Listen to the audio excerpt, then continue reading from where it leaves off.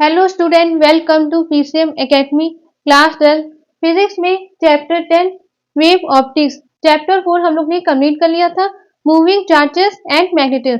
अगर उसमें भी कोई भी क्वेश्चन डाउट है या न्यूमेरिकल, ठीक है, तो आप लोग पूछ सकते हैं कमेंट में, आप लोग पूछ लीजिएगा, मैं बता दूंगी। अब यहाँ पर वेव ऑप्टिक्स में टॉपिक क्या है? लॉ ऑफ रिफ्लेक्शन बाय हाइड्रस प्रिंसिपल। मोस्ट इंपॉर्टेंट टॉपिक है ये, ठीक है, बहुत अच्छा क्वेश्चन है और ये बोर्ड में आते भी बहुत, इसलिए इसको अच्छे से स्टेप बाय स्टेप ध्यान से समझिएगा। अगर जिसको समझ में आ गया है अच्छी बात है, नहीं आए फिर भी एक बार, अगर मान लीजिए जिस बच्चों को बिल्कुल भी नहीं आते, एक स्टेप मतलब एक वैल्यू भी नहीं आती मान लीजिए, तो आप लोग, मैं कह रही हूँ ये टॉपिक आपको अच्छे से याद हो जाएगा। थ्योरी, डेरिवेशन और पूरा डायग्राम, डायग्राम को बिल्कुल ध्यान से देखिएगा। जब पूरा बन जाएगा तो आपको फिर बिल्कुल नहीं समझ में आएगा, ठीक है, क्योंकि क्या होता है पूरा डायग्राम समझ में आ, पूरा डायग्राम क्या हो जाएगा, बन जाएगा, तो वहां पर आप लोग समझ में नहीं आएगा कैसे ये बना, ठीक है। डायग्राम के भी नंबर मिलते हैं, इसलिए इसको अच्छे से सीखिएगा और प्रैक्टिस जरूर करिएगा, तभी आपको डायग्राम अच्छे से बनेगा। तो चलिए यहाँ पर अब क्या बोला गया, लॉ ऑफ रिफ्लेक्शन बाय हाइड्रस प्रिंसिपल। लॉ ऑफ रिफ्लेक्शन क्या होता है आप लोग को अच्छे से पता है, angle of incidence equal to angle of reflection. अगर बराबर है तो उसको हम क्या बोलते हैं, लॉ ऑफ रिफ्लेक्शन। अब यहाँ पर हमको वही प्रूफ करना है, किसकी हेल्प से, हाइड्रस प्रिंसिपल की हेल्प से, ठीक है। चलिए अब डायग्राम में आते हैं, ध्यान से समझना। मेरा ये बोर्ड है तो डायग्राम थोड़ा खराब बन सकता है, लेकिन आप लोग कॉपी में स्केल से बनाइएगा, अच्छा बनेगा, ठीक है। चलिए पूरी कोशिश करेंगे डायग्राम अच्छा बने। तो चलिए यहाँ पर ये क्या है, सरफेस है, ठीक है। थोड़ा इधर कर देते हैं इसको, इधर से इधर। ये है एक सरफेस, ठीक। एक तरफ से ये क्या है, रिफ्लेक्टिंग सरफेस। ये क्या हो रहा है, इसको हम बोलते हैं, अगर ये ड्रॉ कर लिया तो इसको हम बोलते हैं रिफ्लेक्टिंग सरफेस,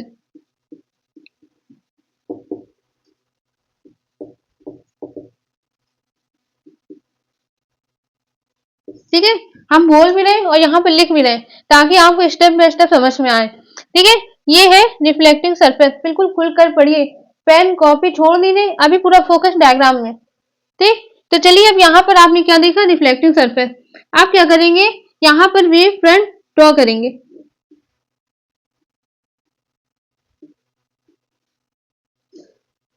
ठीक है।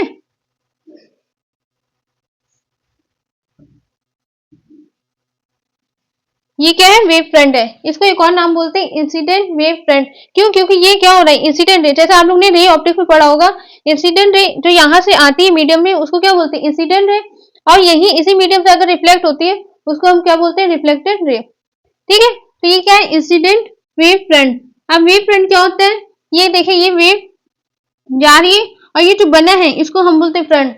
जैसे आप लोग ने देखा होगा, फ्रंट को क्या बोलते हैं, आगे, जो आगे है उसको फ्रंट बोलते हैं, तो वैसे ये है, ठीक है। अब इसके बाद इसको हम नाम दे देंगे ए और बी, ठीक है। अब इसके बाद क्या करेंगे, यहाँ पर नॉर्मल ड्रॉ करेंगे, नॉर्मल लाइन,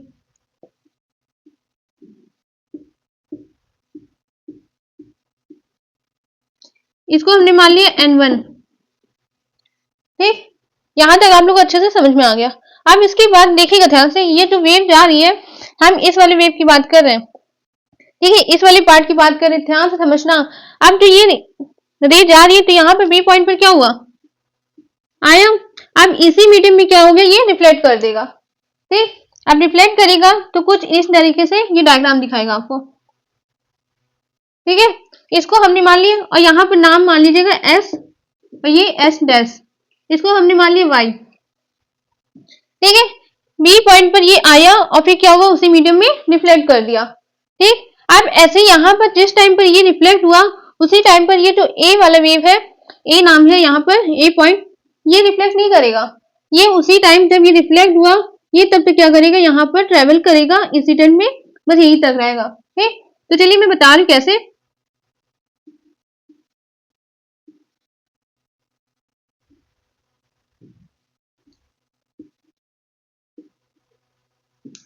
ठीक, ये हमने ड्रॉ कर दिया। मतलब कहने का, ये जो वेव है जिस टाइम ये जा रही थी, मतलब ये दोनों साथ में ही जा रहे हैं ना, इसलिए हम दोनों साथ में लेके चलेंगे। तो ये क्या हो रहा है, ए जो है वेव, ये यहाँ से ट्रेवल कर रहा है और यहाँ पर हमने मान लिया बी डैश, ठीक है। ए से लेके बी डैश में जब तक ये ट्रेवल कर रहा था, उसी टाइम ये क्या करती है, पी पॉइंट से ये रिफ्लेक्ट हो गया। ठीक है, अब इसके बाद जब ये ए से लेकर बी तक जो ट्रेवल किया कितना टाइम लगा, है ना, कितना टाइम लगा हमको तो पता नहीं, इसको हम क्या कर लेंगे, एज्यूम कर लेंगे, मान लेंगे। जैसे मैं बता रही हूँ, लेट, यहां पर बता रहे, ठीक है, let the time taken from point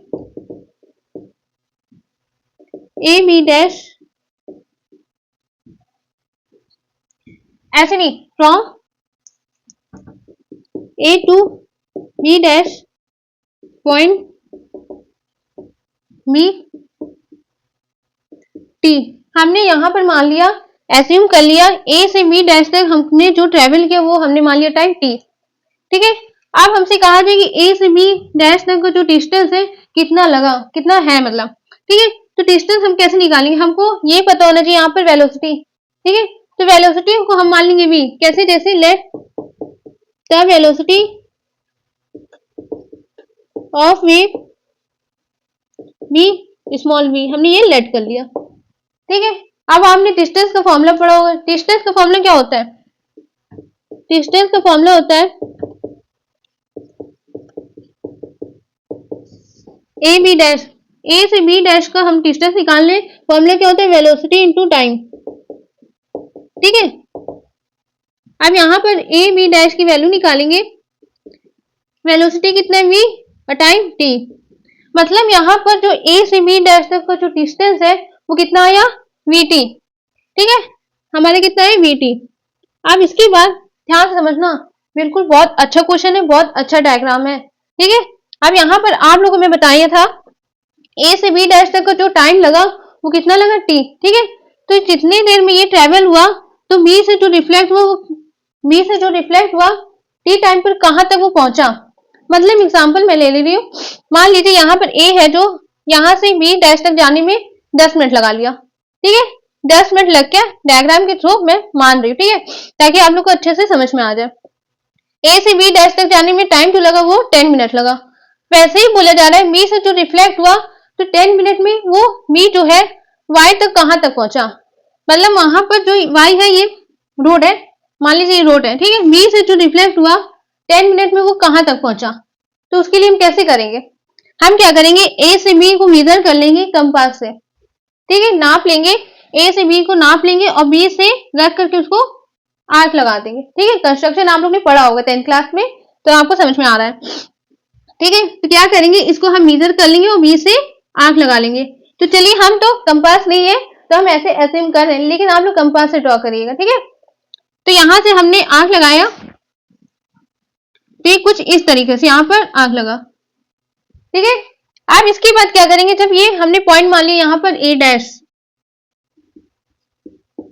देखिए ए से बी डैश तक जाने में जो टाइम लगा वो टी, वैसे यहाँ पे बी से ए डैश तक जाने के लिए वो जो टाइम है वो कितना है, टी है। ठीक है, अब इसके बाद क्या करेंगे, जो टेंजेंट है हम यहाँ से ड्रॉ करेंगे, आर से बी डैश तक हम क्या करेंगे, टेंजेंट ड्रॉ करेंगे, कुछ इस तरीके से डायग्राम है। ठीक है, ठीक, अब आपको यहां तक अच्छे से क्लियर हो गया होगा। आप ध्यान से समझिएगा, ए से बी डैश का डिस्टेंस कितना है, वीटी, तो बी से ए डैश का भी डिस्टेंस कितना होगा, वीटी। क्यों क्यों क्योंकि यहां से ए से बी डैश का भी टाइम क्या सेम है, और बी से ए डैश तक जाने का भी टाइम क्या है, टी है, तो इसलिए डिस्टेंस भी क्या होगा, सेम होगा।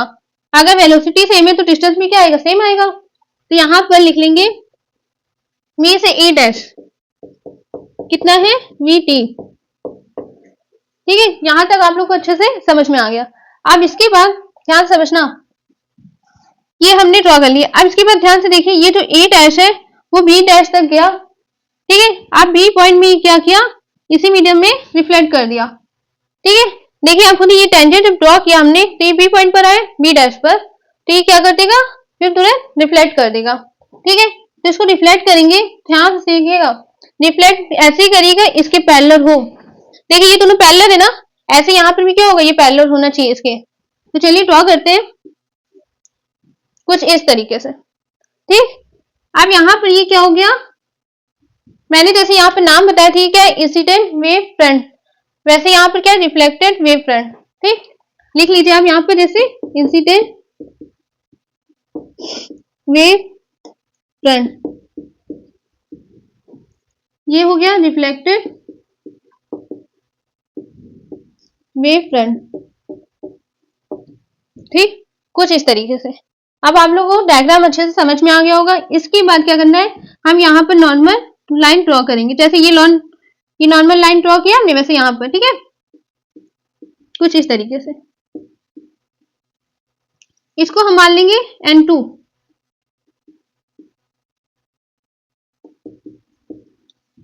ठीक, ये N1 है और ये N2।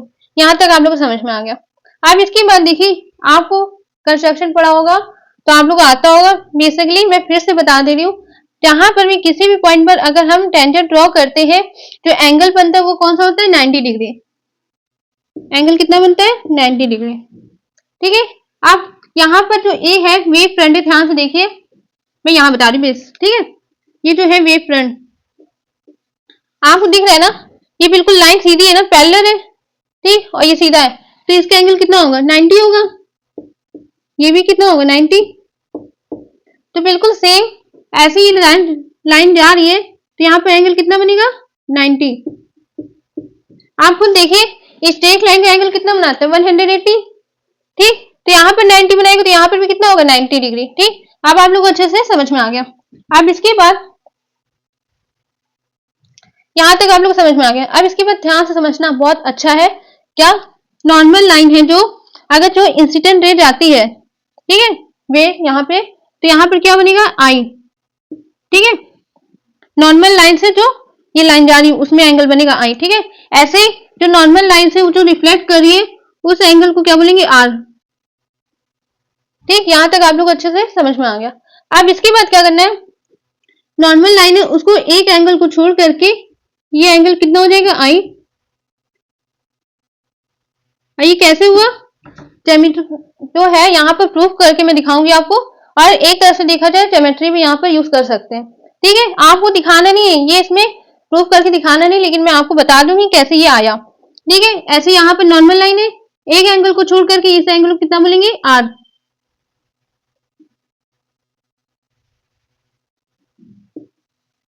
ठीक, डायग्राम मैंने पूरी कोशिश की अच्छे से बन जाए और आप लोगों को अच्छे से समझ में भी आए, बिल्कुल स्टेप बाय स्टेप। ठीक है, तो आप लोग भी अच्छे से ये लोग, मतलब अच्छे से ये पूरा डायग्राम ड्रॉ करके आना पेपर में, अगर आएगा। वैसे तो ये बहुत मोस्ट इंपॉर्टेंट क्वेश्चन है और आता भी है। ठीक है, तो इसको अच्छे से आप लोग कम से कम 2 से 3 जितना हो सके इसको प्रैक्टिस करिएगा, उतना अच्छा आपका डायग्राम बनेगा। ठीक है, तो अब देखिए इसको कैसे यहाँ पर आई आया, ये मैं बता रही हूँ। देखिए, एक को मैं लेके बता रही हूँ, चाहे तो इसको कोई भी, तो ध्यान से समझिएगा। ये जो नॉर्मल लाइन है, ये देखिए, अभी के लिए इसको हम क्या मान ले रहे, स्मॉल ए। ठीक है, इस पूरे एंगल को, और इसको मान ले रहे बी। ठीक, स्मॉल बी, ये आई हमने नहीं माना, ये हम दिखाएंगे आपको। ठीक, तो यहाँ पर देखिए जो नॉर्मल लाइन ड्रॉ किया हमने स्ट्रेट लाइन पर, तो ये एंगल कितना बना रहे हैं, 90 डिग्री। ठीक है, अब ऐसे यहाँ पर देखिए तो यहाँ पर भी कितना है, ये वेव फ्रंट वाला मैंने बताया था ना आपको, मैंने रफ कर दिया, कोई बात नहीं, मैंने बताया था ना। तो ये पूरा एंगल कितना है, 90 डिग्री। ठीक है, यहाँ तक आप लोग समझ में आ गया। अब देखिए यहाँ पर I plus B, sorry A plus B equal to 90। ठीक है, ये हमने मान ली इक्वेशन 1। ऐसे यहाँ पर I plus B equal to 90, इसको हमने मान ली इक्वेशन 2 अभी के लिए समझा रहे हैं।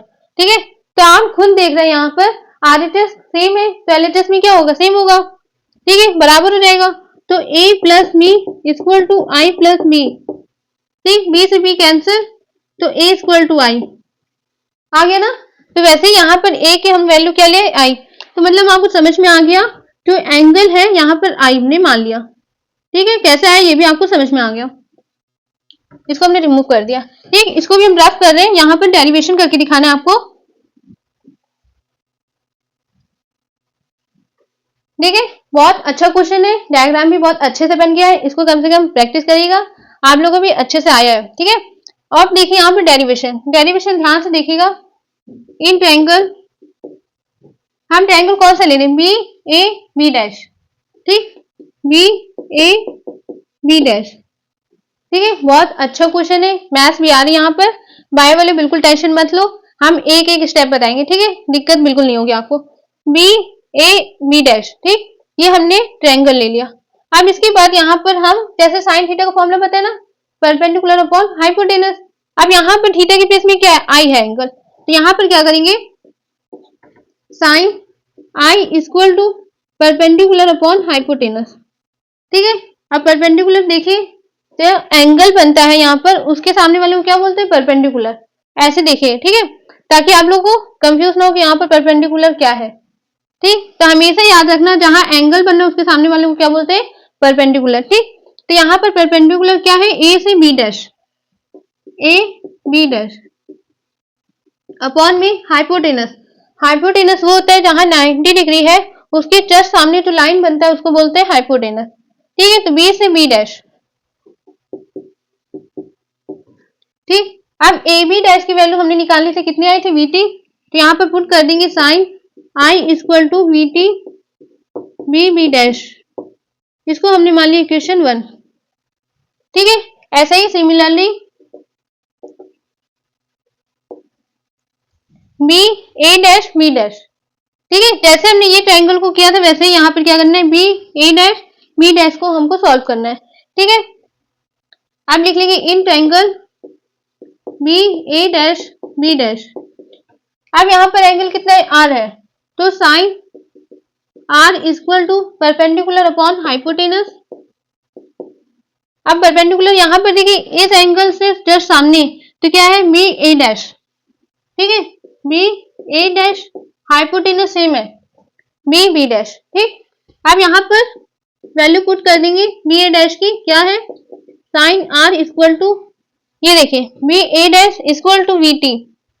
ठीक है, तो यहाँ पर पुट कर दिया और बी बी डैश, इसको हमने मान लिया सेकेंड इक्वेशन। अच्छा, अब यहाँ तक आप लोगों को समझ में आ गया। अब इसके बाद देखिए आप लोग कुछ दिख रहा है यहाँ पर, आरएचएस दोनों तरफ क्या है, सेम है, तो जब दोनों बराबर है तो यहाँ पर भी क्या हो जाएगा, इक्वल हो जाएगा। Sine i equal to sine r, लिखेंगे क्या, from equation 1 and second, sine i equal to sine r. ठीक है, अब देखिए साइन से साइन क्या हो जाएगा, कैंसिल, बचेगा यहाँ पर आई इक्वल टू आर, हमको यही तो प्रूफ करना था। Angle of incidence equal to angle of reflection, उसको हम क्या बोलते हैं, लॉ ऑफ रिफ्लेक्शन। ठीक है, हमने ये प्रूव कर लिया। ठीक, तो आप इसको बोल सकते हैं, आप चाहे तो इसको लिख सकते हैं यहाँ पर, this is law of reflection.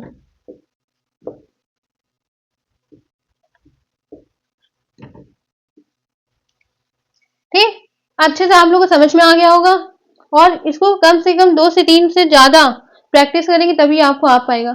और खासकर डायग्राम, डायग्राम को आप जितना हो सके, हाँ मैं मानती हूँ आप लोगों को सिर्फ ये ड्रॉ करना होगा, बस काम खत्म। देखिए लग रहा है हाँ सिर्फ बहुत इजी है, लेकिन है बहुत हार्ड। ठीक है, तो पूरी कोशिश करना, इसको कम से कम 2 से 3 से ज्यादा इसको प्रैक्टिस करेगा। और कोई भी क्वेश्चन आप लोग नहीं सबकी समझ में आए तो आप लोग पूछ सकते हैं, मैं अगली वीडियो में उसको बता दूंगी, कवर कर दूंगी। ठीक है, उसके अलावा ये टॉपिक हम लोग का कंप्लीट हो गया। इसके बाद अगले नेक्स्ट वीडियो में मिलेंगे law of refraction by Huygens principle. ठीक है, तो आप हम मिलते हैं अगले नेक्स्ट वीडियो में नेक्स्ट क्वेश्चन के साथ। अगर आपके मन में कोई भी क्वेश्चन डाउट है, चाहे फिजिक्स हो, चाहे केमिस्ट्री हो, चाहे मैथ्स हो, ठीक है, तो आप लोग बिल्कुल पूछ सकते हैं। कोई भी चैप्टर, कोई भी क्वेश्चन, चाहे फॉर्मूला, आप लोग कमेंट में बता दीजिएगा कि ये मैम पूछना है, तो हम बता देंगे आपको। ठीक है, अब हम मिलते हैं अगले नेक्स्ट वीडियो में। Thank you.